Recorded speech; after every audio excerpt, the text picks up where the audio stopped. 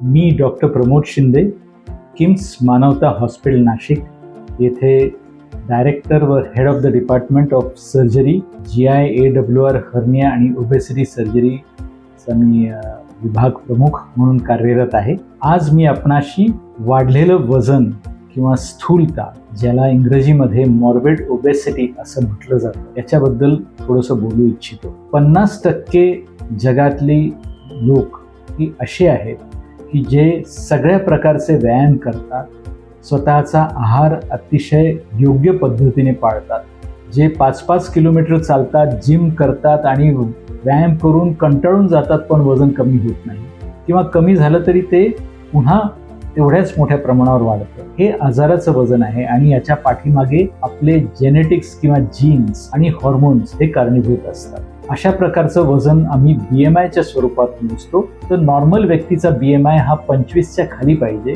30 पर्यंत त्याला आपण ओव्हरवेट असं म्हणतो, परंतु 30 नंतर मात्र ह्याला आपण स्थूलता किंवा मॉर्बिड ओबेसिटी असं म्हणतो. 30 ते 35 हे क्लास 1 किंवा पहिली पायरी त्याला आपण म्हणू. 35 ते 40 आपण त्याला क्लास 2 किंवा दुसरी पायरी म्हणू आणि 40च्या वरती ज्यांचा BMI असतो त्याला मात्र क्लास 3 म्हणता येतं.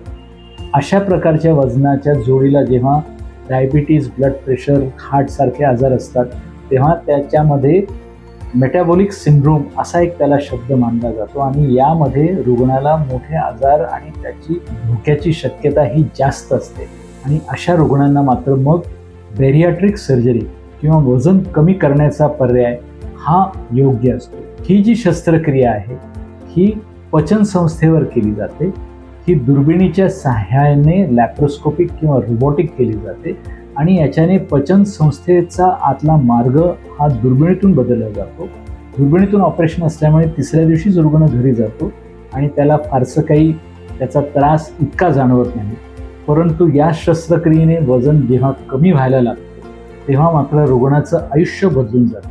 त्याच्याबरोबर असणाऱ्या आजारांचं प्रमाण कमी होतं, डायबिटीस कमी होतो, ब्लड प्रेशर कमी होतं, औषधं कमी होतात. काही रुग्णांचे तर डायबिटीस नाहीसा होतो आणि त्यांचं वजन कमी झाल्यामुळे ते आनंदाने आयुष्य जगू शकतात आणि त्यांच्या आयुष्यावर ह्या आजाराचे किंवा लवकर आयुष्य संपण्याचा जो धोका आहे तो कमी होतो. त्याच्यामुळे आपलं वजन हे कशा प्रकारचं आहे हे जाणून घेणं आवश्यक आहे आणि त्याच्यासाठी मात्र तज्ज्ञ डॉक्टरांची मदत घेणं आवश्यक आहे. थँक्यू.